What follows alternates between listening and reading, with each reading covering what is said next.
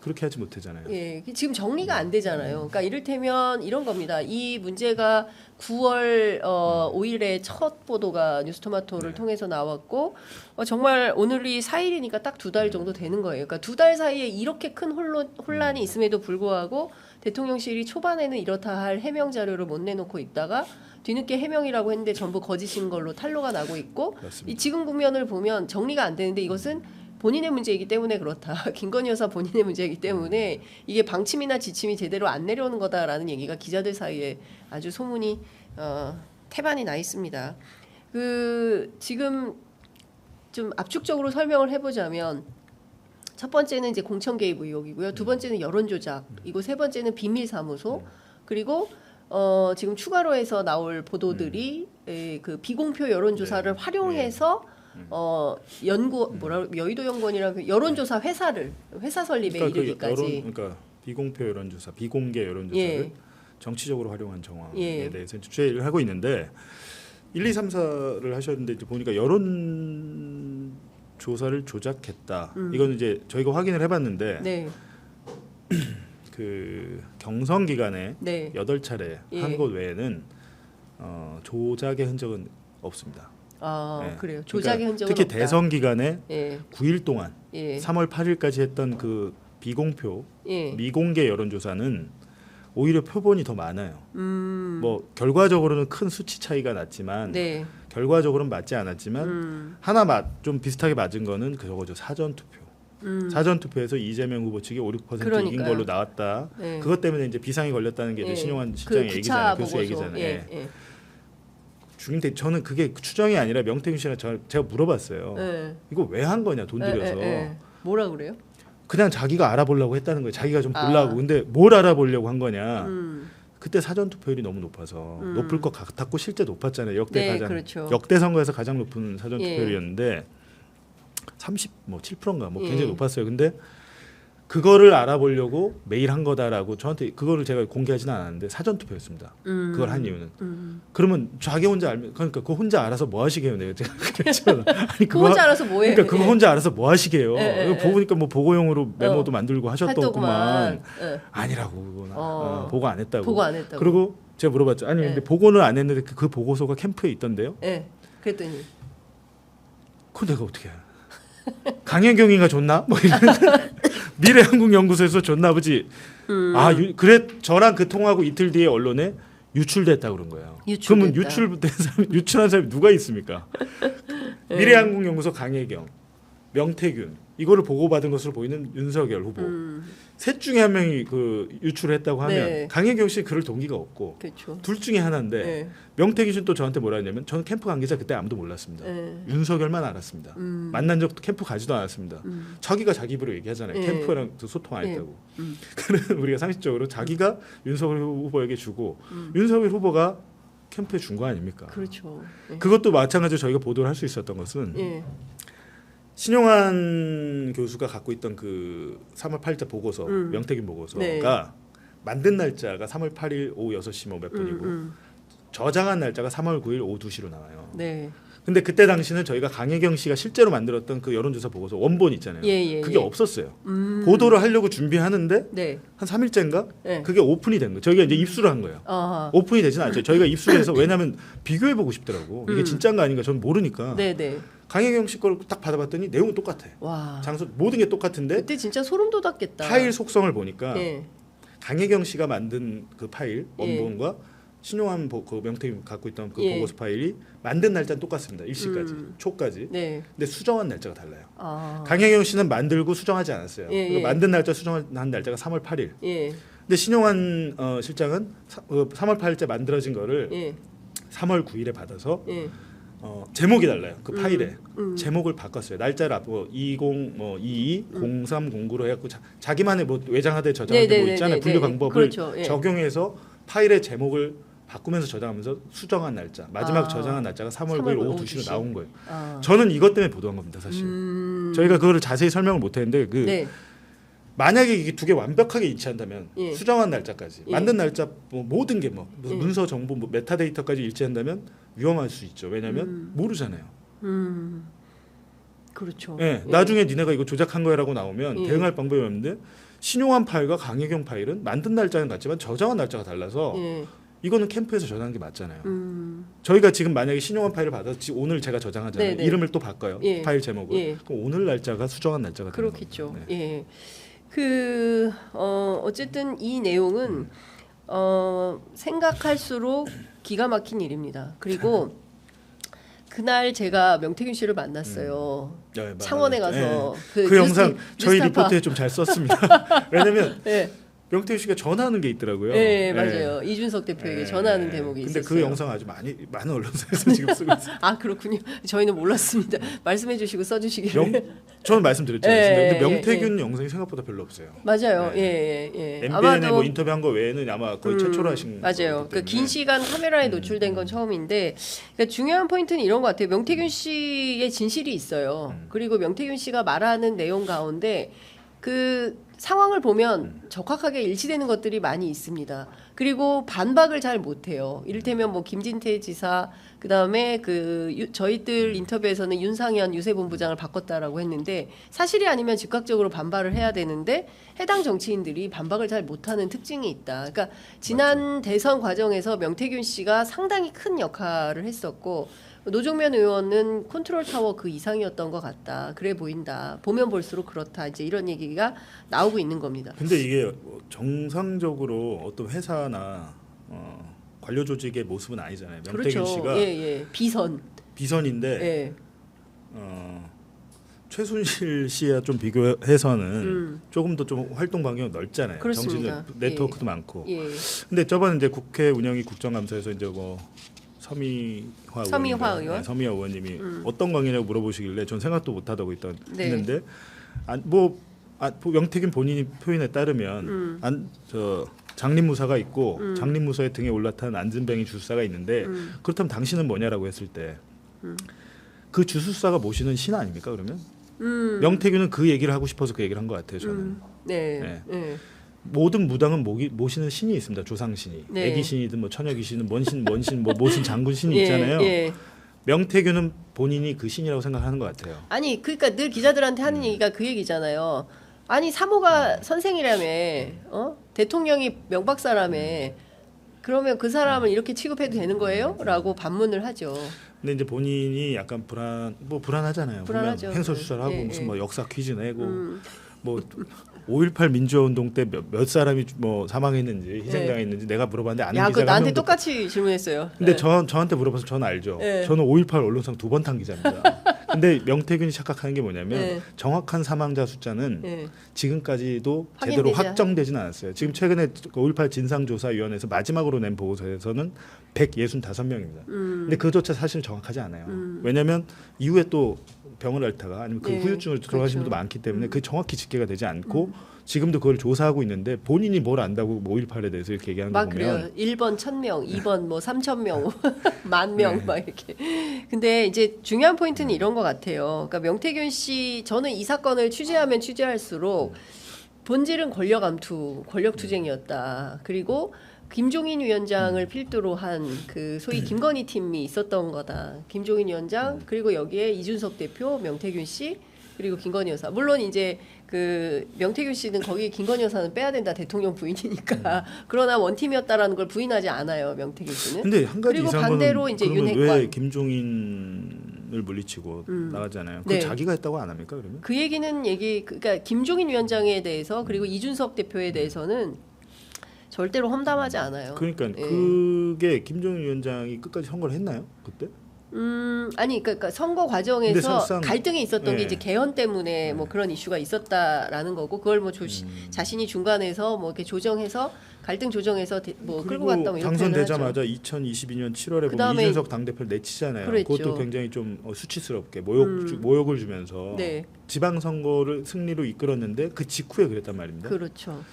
근데 그런 것들 보면 좀 이상하긴 해요. 거기서 어떤 암투가 벌어졌나라는 생각이 드는데 그러면서 윤핵관이나 그쪽 윤핵관이 아닌 그 김건희의 뭐 황종호랄지 비선 라인에 의해서 명태균이 축출된 게 아닌가라는 얘기가 나오잖아요.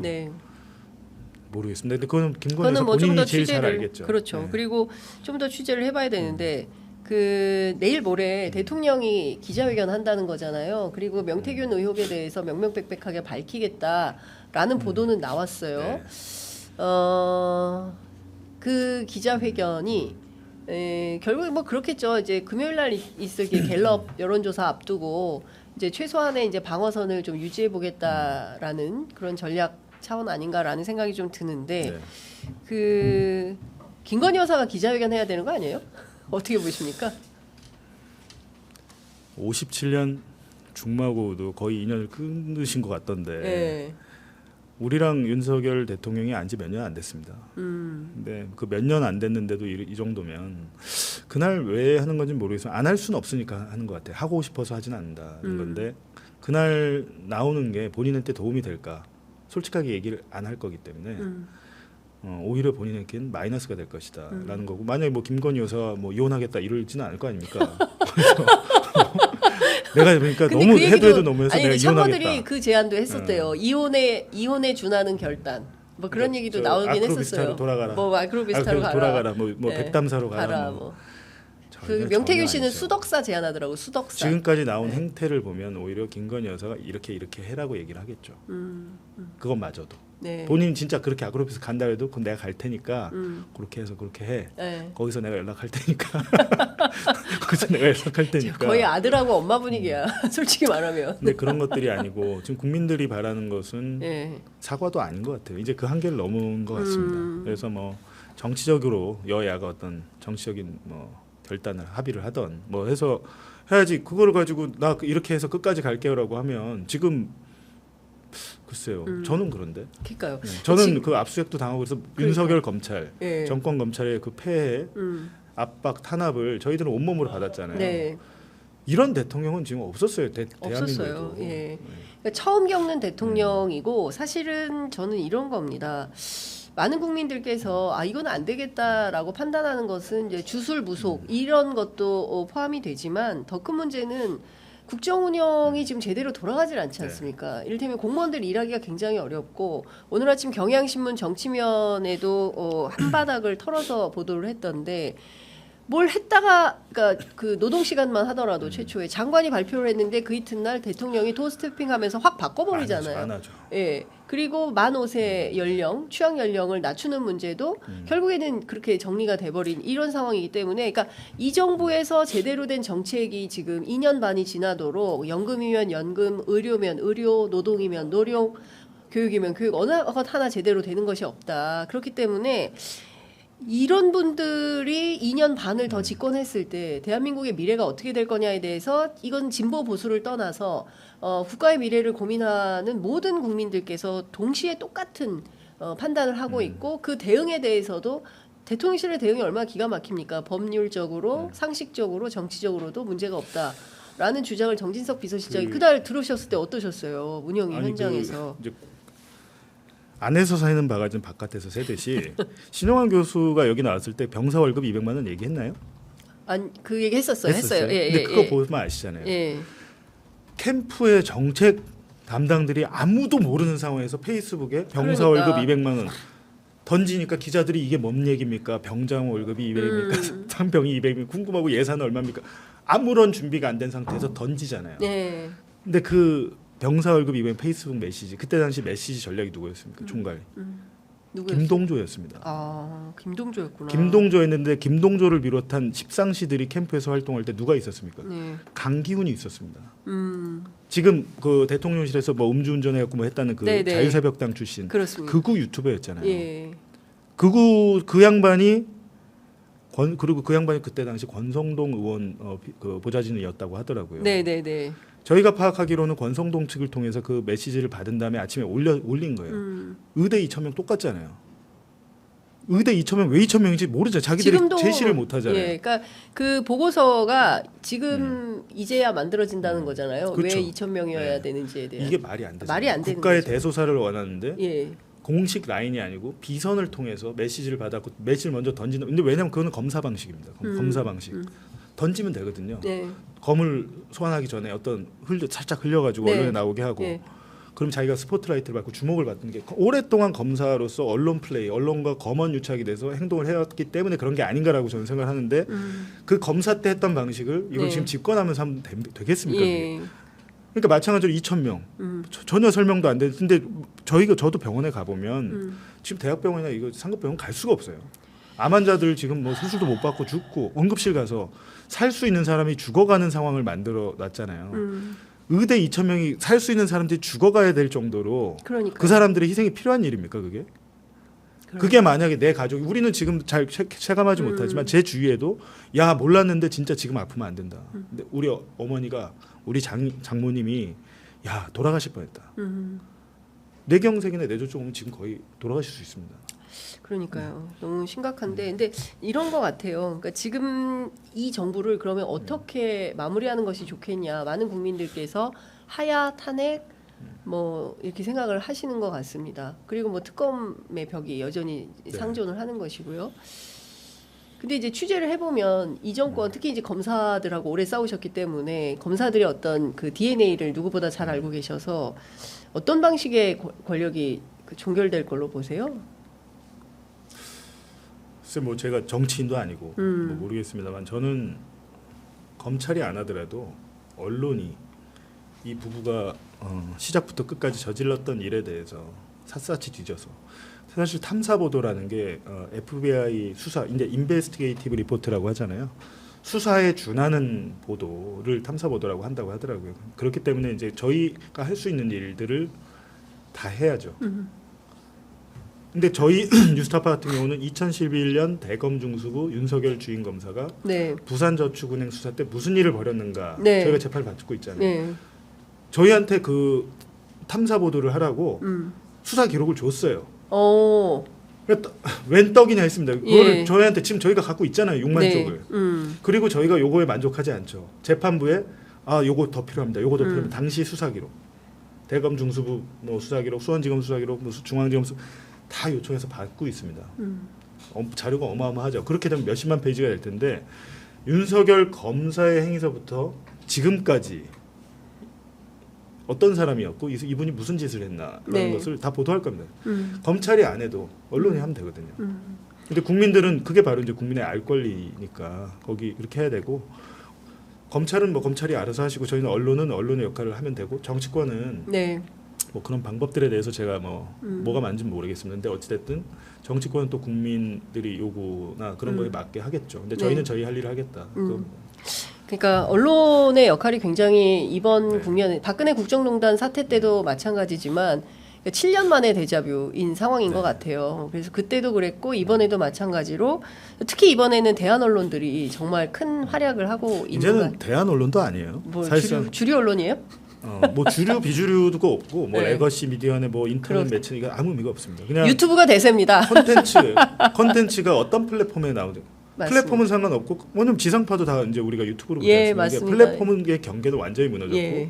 어떤 콘텐츠를 만드냐가 중요한 맞습니다. 건데 이번에 시작은 뉴스토마토가 잘한 거죠. 맞아요. 예. 그거를 오히려 지상파들이 못 하다가 나중에서야 이제 예. 붙었잖아요. 그렇습니다. 예. 그러니까 중요한 거는 용기 있게 권력에 맞서서 진실 보도하는 내용, 그 컨텐츠 파워가 그것 때문에 봉지욱 기자님도 인기가 많은 것 같아요. 아까 뭐 어떤 댓글 보니까 왜 이렇게 잘생겼는지 해명하라고. 네. 집에 가서 욕 먹겠네. 말문이 막혔네. 알겠습니다. 내일 보도 혹시 뭐 예고하실 거 있으면 잠깐 하시고. 근데 뭐 지금 국면에서 저희는 뭐 할 수 있는 일을 하지만 가장 큰 거 우리 국민들이 좀 기대하고 하는 것은 김건희 여사의 육성, 명태균 통합할 육성 아니겠습니까? 네.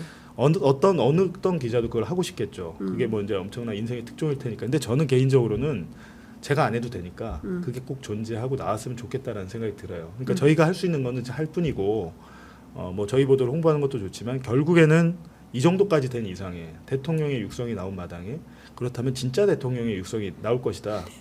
국민들은 그걸 기다리고 있는 거 아닙니까? 그걸 궁금해하고 있죠. 근데 지금 명태균 씨는 없다라고 하는 거잖아요. 예. 그럼 자기한테 있단 건가? 뭐 있겠죠. 저는 근데 아마 변호사비 문제나 여러 가지 좀 금전적으로도 제가 볼 땐 진짜 그 막다른 골목에 몰린 생쥐 같이 누가 구해 주길 바라지만 아닐 겁니다. 안 될 겁니다. 그렇게 되면 본인도 아마 생각을 달리할 수밖에 없을까. 제가 보기에 지금 뭐 명태균 씨가 선택할 수 있는 것은 결국에는 언론과 함께 국민 속으로 나오는 근데 제가 그 수밖에 얘기를 없어요. 했어요. 그 얘기 하셨잖아요. 했죠. 근데 안 믿습니다. 안 사람들이 믿어요. 날 지지해 줄 거라고 얘기를 하진 않아요. 안 믿고 나와 가족만 지켜주면 된다라고 얘기하는데 아니 그러면 너 당신을 던져라. 그럼 국민들이 지지하고 보는 그 추상적인 얘기를 안 믿더라고요. 근데 그래서 근데 그걸 한번 저는 근데 그러니까 이분은 끊임없이 김건희 여사와 윤석열 대통령이 자기를 지켜줄 수 있는 유일한 권력이자 힘이라고 믿고 있는 것 같아요. 그러니까 이를테면 국민의힘을 믿지 않아요. 민주당 믿지 않아요. 그리고 뭐 진보 보수 믿지 않아요. 그러니까 이분은 실제 하는 권력자. 종교가 어디라고 혹시 얘기했습니까? 종교는 딱히 얘기를 하진 않는데 제가 명태균 씨의 뭐 여러 가지 뭐 비하인드 아니 불교인가? 불교는 아닌 것 같고요. 그 뭐 들리는 얘기 본인이 이제 관상도 볼 줄 알고 뭐 그런 얘기도 있는데 부인이 최근 들어서 2개의 선물을 해줬대요. 상황이 이렇게 되니까 하나는 염주, 하나는 그 행운의 네잎 클로버. 그거를 이제 그 핸드폰 뒤에 뭐 붙여서 갖고 다니고 부인이 걱정이 굉장히 많더라고요. 그래서 제발 우리 남편 그렇죠. 방송 나가서 욕 좀 그만하라고 저한테 그러던데 근데 그 개인 계정상으로는 보세요. 예전에 이 정도 사건 나잖아요.